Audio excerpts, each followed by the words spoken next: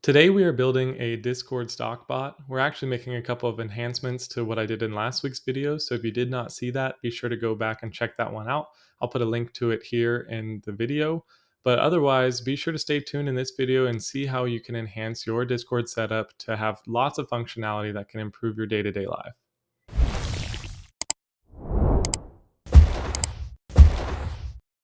To begin, let's look at what we did last week. So last week we created this stock bot and we set this all up through the Discord developer portal, and we're able to type out commands in Discord because of this bot that we can look into. So this bot has a connection with the Discord client, and it has intents and other information in this that allows us to pull from that bot and generate a message that we want to see. So we created our price command and we added this p alias so you don't have to type out price every time. But today I actually started to get a head start, created a bunch of different symbols that you could type out. So if you want to see the price information, if you just want to see information on the company in general, volume, chart, rating, RSI, lots of stuff here, right? So I'm going to show you step by step how to actually build one of these, and then we will see it in action, and you can kind of explore this on your own and do whatever you want with it. So to start off, we're going to create a new command, and we are going to call this command ping. I'm going to use ping because I don't know, it just seems like the right word to use whenever you're wanting to make sure that something is alive and working. We're going to use the bot command, which you can kind of reference down here below. We already have the name and the alias, so we can just copy this in. We're just going to call this ping, and we will use the alias of p. Aliases does have to have an es at the end of this here, but you can just recognize it as an alias. And we already had a price ticker here, so this is going to actually be a little different. So let's just do PI, so we're not duplicating abbreviations here. That would cause some issues. And then we're going to run async because we want to make sure that this runs asynchronously. We don't want this to be running at the same or waiting for this run to complete before we can start another one. So the reason that this might be important is if you have a lot of people in your Discord server and somebody wants to pull a lot of information, or you build some crazy function and then it comes back 5 minutes later, well, everybody else is waiting 5 minutes for their commands to go through as well. So we're going to create this function and we're going to call it ping. And we're going to return the context. I just have it abbreviated as CTX. And within this, we're going to want to pull a couple of different values. So the first thing I'm going to show is the Discord API reference. In the API reference, there's a lot of different attributes that you can pull from. So author, bot, command, different things here. I want to look at guild specifically. So guild has some information that we might want to pull so we can see what channel we're in. We can also look at author, and within author, I think member has maybe nicknames or something like that. Yeah, Nick. Okay, so Nick would be the specific nickname of the user, which would be what we might see in the channel. So we're going to want to use some of this information, and let's go back to VS Code and start editing this a little bit more. Okay, so now that we're back in VS Code, we're going to create a couple of variables here. Remember, we're going to use the context, and then we're going to use author.nick to do the nickname of the author, and then we're also going to pull the guild. So I don't know exactly what guild I'm in or what message I'm typing it in. And we can actually enhance this in the future, or if you want to make changes as well, you can make sure that you can only pull from a certain channel. So if you don't want to be able to pull this information in every channel, you can make specific channel criteria.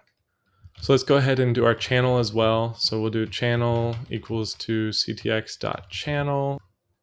Okay, so channel actually has a couple of different values within the object. So we either have to call the ID or the name.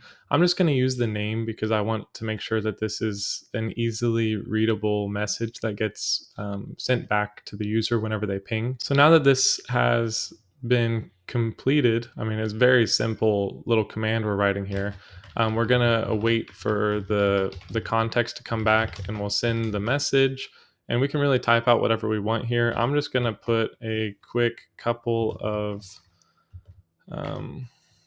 values here. So we're going to say author, we're going to say guild, and we're going to say channel to make sure that these are all used.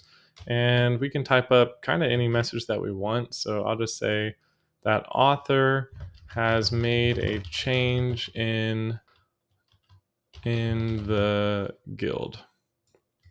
So now that we save this, we should be able to run our command. So we got our stockbot Python script that we're going to run here. And this is my second version, so I'm just going to get the second one up and running. And now that we're logged in as YouTube bot, we can go back to Discord. And within Discord, I can now type in summary. And, well, I guess if I type in the right command, it will help. Help list will show my commands, and there's nothing here. It doesn't say that I can type ping, although I can ping. But what I actually need to do, Bo has made a change in the Aquadome, and Bo does it. So I need to make a quick change here, get rid of the, so this sounds legit. And then I'm gonna add a new line down here below in my help command. That way whenever I ping, I can actually see in the help command what it's actually doing. So it responds with where I am, maybe. And instead of using ping, I might actually rename this like who am I type of deal. So who am I? Who am I? And then I can do W because I don't have any other occurrence of a W. And so now that we have that up, let's go ahead and try pinging again and see if that change took place. Of course, need to make sure I type the right command. Okay, that is working, and W does work as well. So that's just a simple little command that you can add. You can do many other commands, and be sure to look through all of Discord's documentation on the different commands that they allow on the Discord bot. It's pretty cool what you can do. I have some of these other ones set up here, which I like, which are more related to stocks. So if I wanted to see the RSI open, the RSI is way up there. Like this thing has been going crazy the last couple of days. So you can definitely see that it's way high. You could also look at summary, which is one that I have showing a couple of different things. I actually have to type in the ticker to go with summary. This one, price is 321. It's a hold, and the RSI is really high. You could also look at action for the same stock. And this is not financial advice. Use your own judgment. This is how I put this in here so I wouldn't get in trouble for this. But should you buy open? The current price is 321. It's a neutral trend, but it is way overbought, and analyst rating is hold. So I actually have it set up to watch to sell because currently this is a stock that is just going really crazy. I think it could be a good stock to hold on to if it does go up higher. But if it starts to drop off, you want to have your stop losses already set up. That way you're not losing too much, and hopefully you're able to come out on top. And all of this is found within this section right here. I just created a scoring section in one of my commands. You can do a lot of really cool things like I was saying before. And if you want to just take this code that I put here, I will add this to my repo. This is the second version of my stock bot. The first version was very simple. So if you just want the bare bones of it and want to do some different things on your own, be sure to take a look at that. Otherwise, you can take the second version. And I also updated the README with this doc here for the Discord resources. So if you need that information, be sure to go there as well. But that's all I have for today's video. If you need anything else, be sure to put it down in the comments down below. And if you did like this video, you found it any bit helpful, I would really appreciate a like. If you're not subscribed to the channel and you want to see more information, you can subscribe as well to stay updated in the future. Again, all of that does not cost. It's all your personal choice. And if you do so, it does help me greatly. So, I just appreciate that very much, and I appreciate all your support. So that's all I had for today. I hope you have a great rest of your day or morning, evening, wherever you are, and I'll see you in the next one.